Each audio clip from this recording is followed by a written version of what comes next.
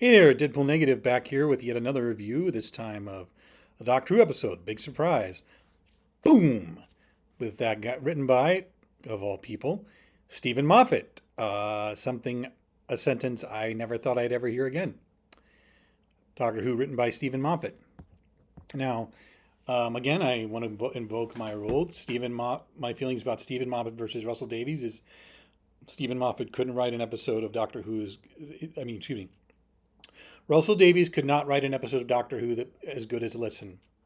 Russell Davies could not write an episode of Doctor Who as bad as Let's Kill Hitler. But I guess I should talk about. I don't want to go into detail because maybe I'll just make a whole video about that someday. I watched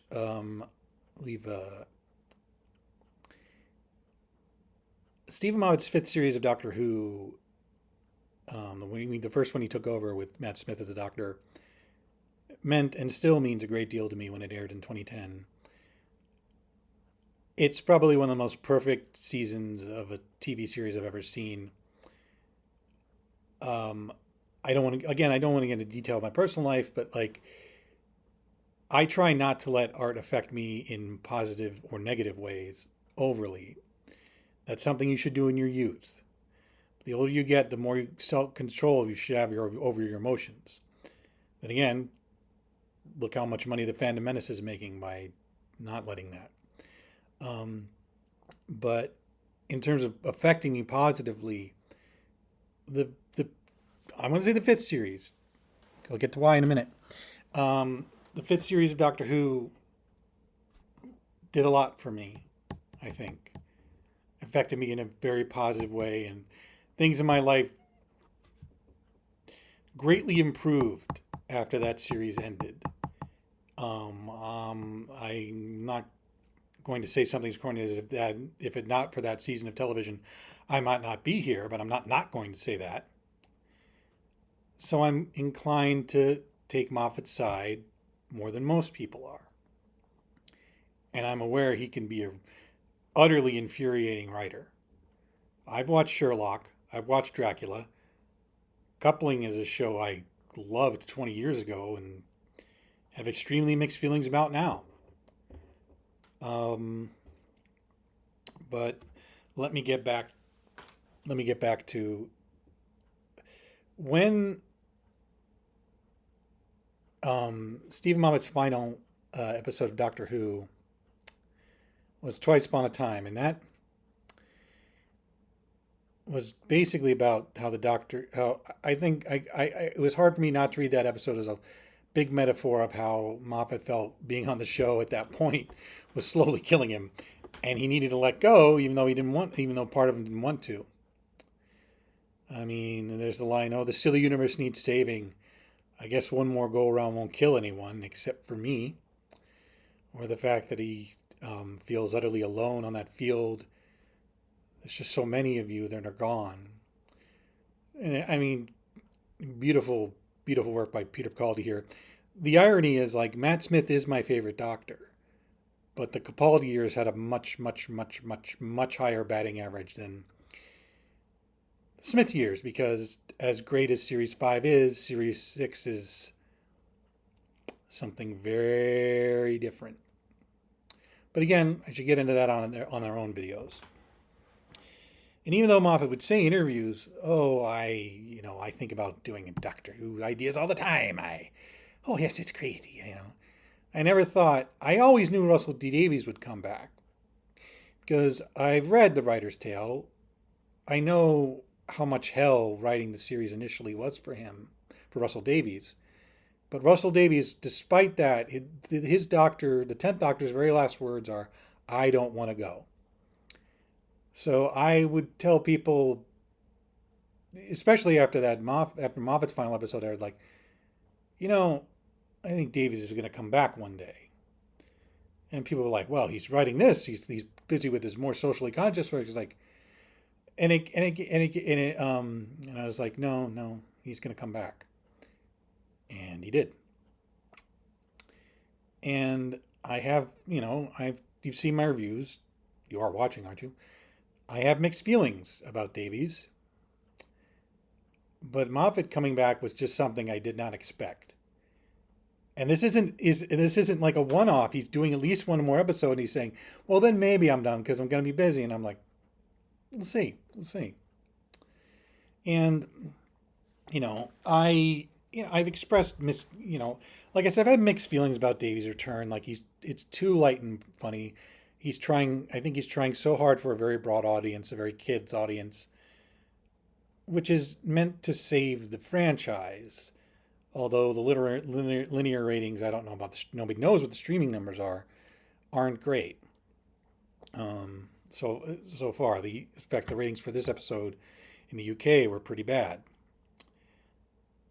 Um, but I had, this is funny, faith that Moffat's episode would do something a little tougher, a little more interesting, a little deeper than stuff like, "Hey, space babies," or this weird scary monster wants to steal all music for itself, and we lose music. That's bad.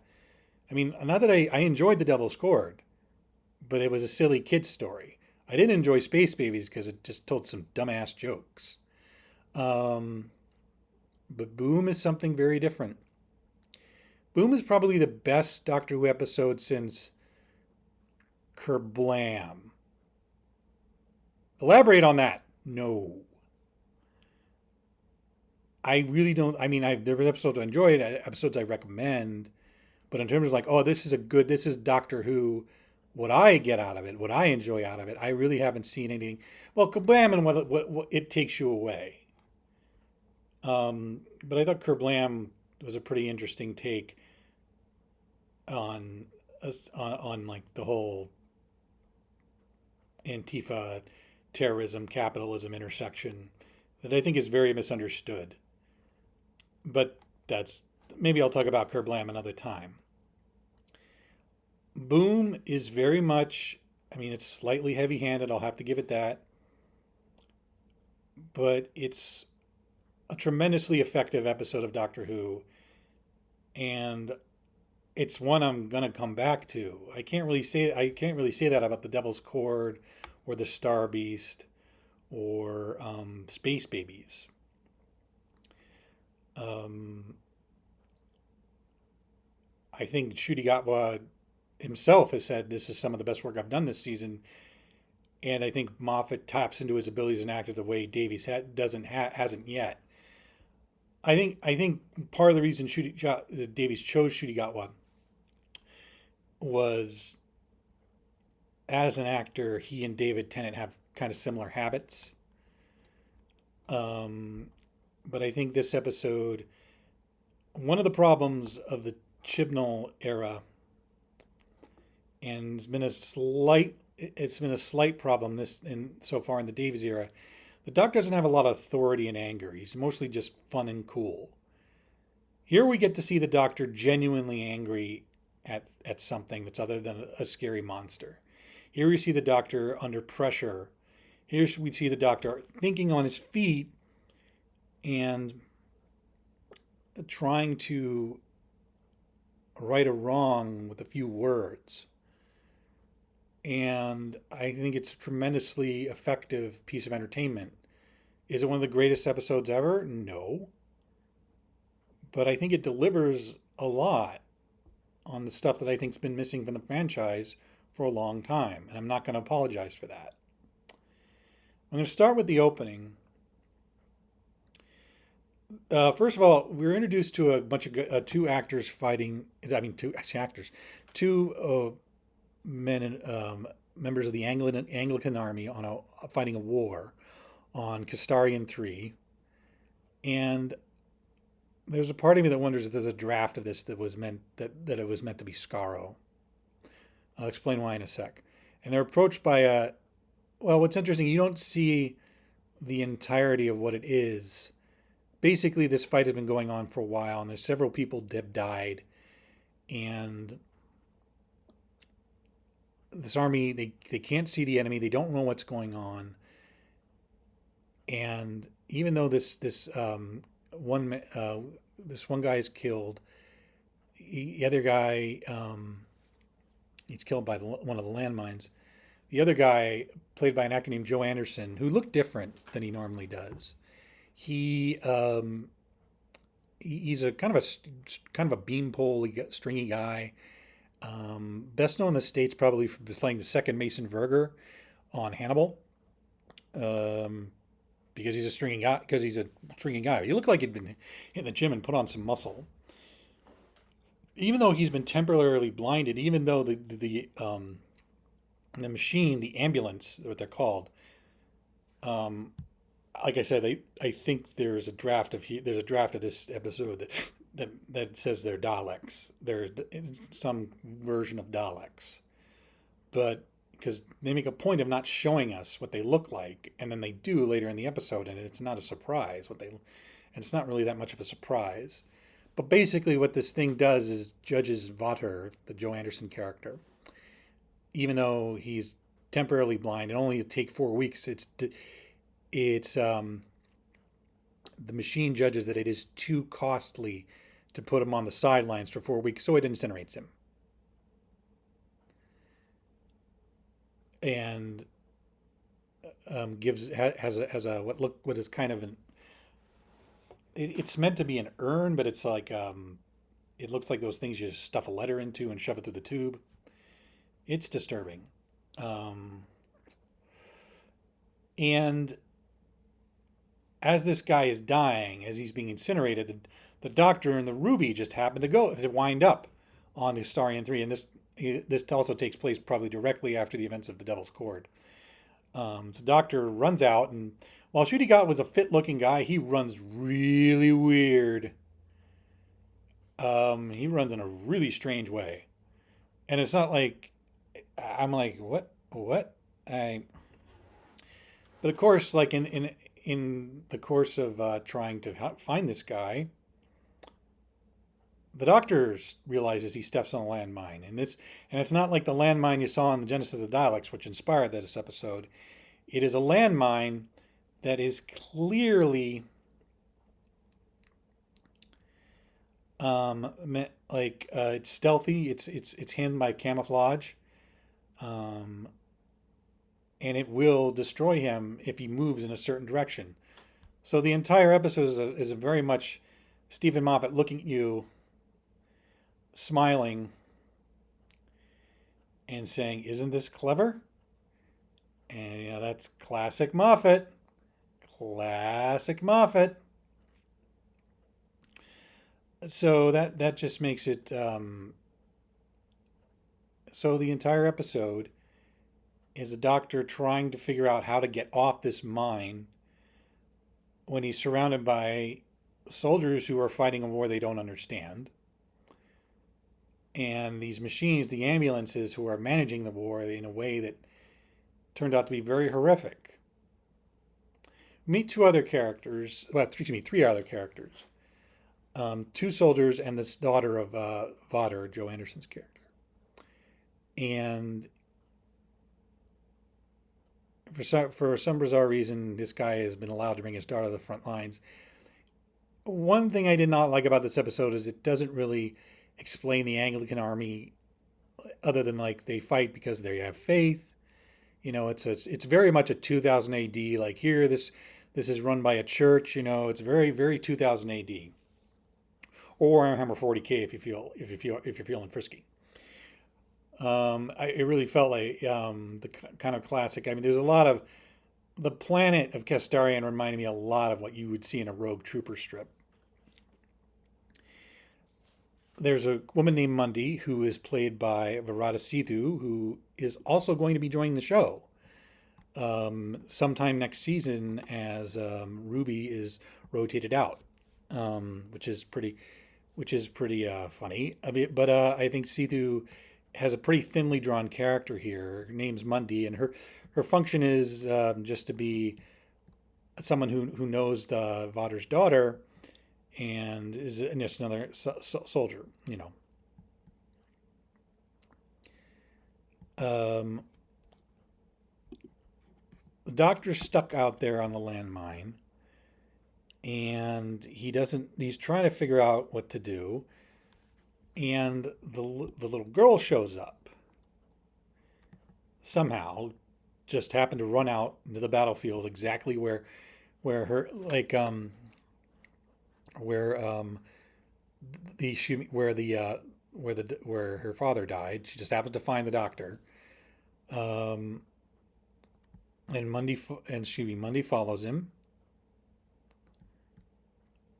and basically we find out these bots are trying to these bots have been managing this war. They've been running the war. Their AI has been keeping an acceptable number of casualties. Um, and how do I put this? Like it's a war that to me is like people talk about it's an anti-capitalist episode and it's that, but it's more like the war is run by AI. Um,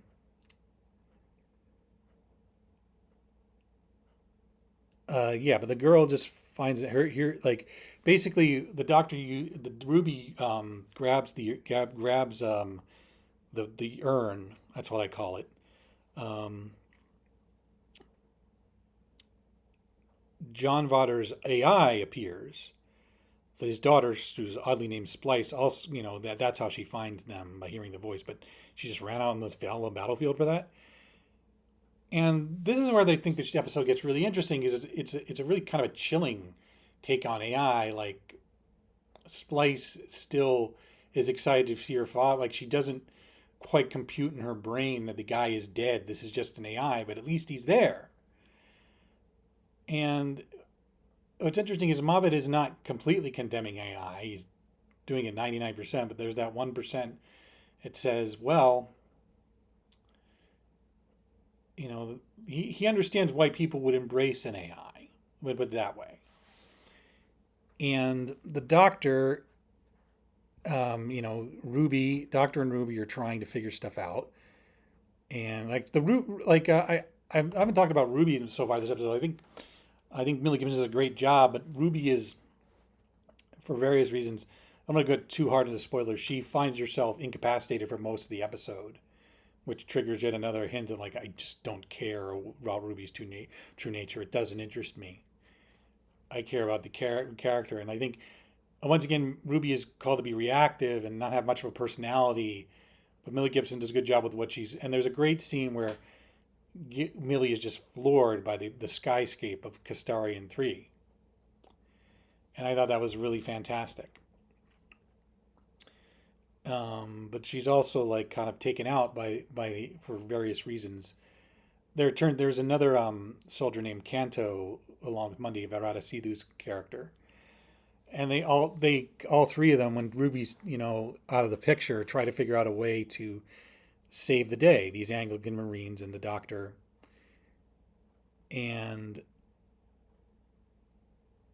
it's fascinating because like even Mundy quickly realizes like we're kind of slaves to the ambulance need to triage everything, triage life. I'm sorry, Casto, not Canto, triage everything and manage this war, which builds to a reveal that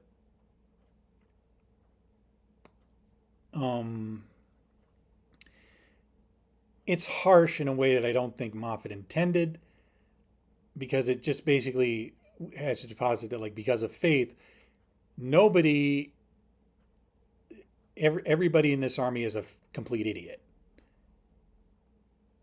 And if you think everyone's an idiot, why are they worth saving then? That's one problem I have with a lot of massive satires. But but that I think at the end, I mean, in the end, I think it corrects itself, because Mundy and Casto aren't particularly deep characters, but they feel vital, and the actors do a good job with them, and I think Anderson as Vater does as the AI does a pretty good job. Um, and the episode to me isn't really so condemnation of capitalism. I mean, that's part of it. The doctor pretty much says it, that this is just a war fought for profit. but it's also just a war like letting these these ambulances, these triage machines run this war for you. That's what they're doing. They're in charge of the war. They are managing it. They are the enemy. But also what the doctor, even though this episode is critical of AI, the doctor finds a way to weaponize AI. He finds a way to talk the Vadr AI. Basically, your programming is you have to protect your daughter, right? Well, protecting your daughter, it would be to end this war. So you have to find a way as a program to get inside the ambulance's programs and hack it.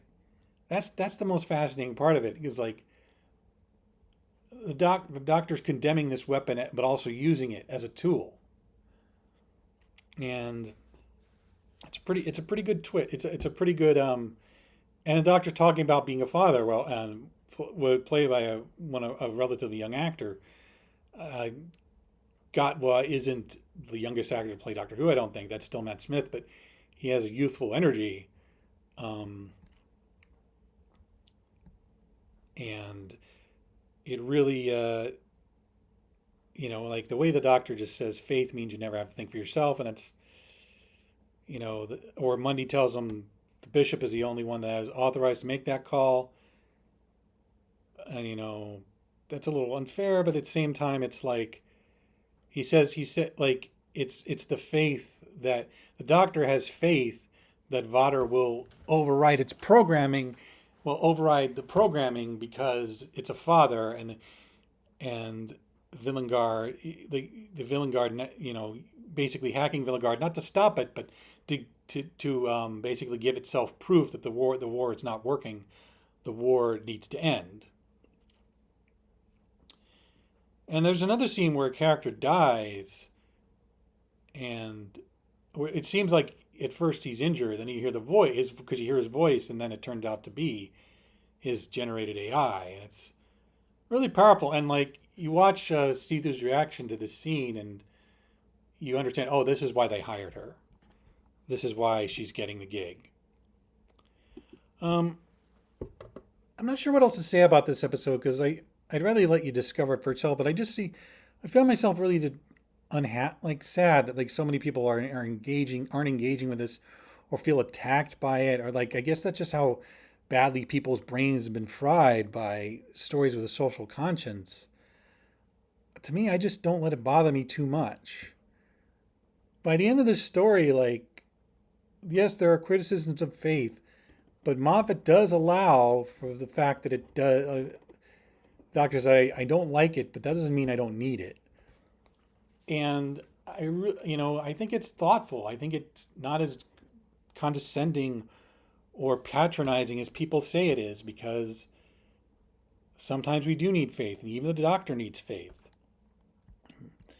And I think it really comes together. And in all that, it's thrilling. It's exciting. I think Gatwa does a fantastic job, as a doctor who's very vulnerable and not sure what he's going to do. Like, he's terrified at first because, he can't see a way out of it. But once he sees a way out of it, he becomes basically unstoppable just by using his mind, just by talking his way out of the situation. And that's fun. That's cool. And I think the commentary, while a little too harsh for its own good, is vital. And I just find it really sad that so many viewers, I don't think people are stupid, or you don't have to feel like you're attacked all the time. That's what you do when you're a kid, in my opinion. I think Boom is worth watching. If you haven't seen Doctor Who in a while, if you didn't like the Davies or the specials, I think you're going to like Boom. And you should give it a shot. Anyway, I'll talk to you later.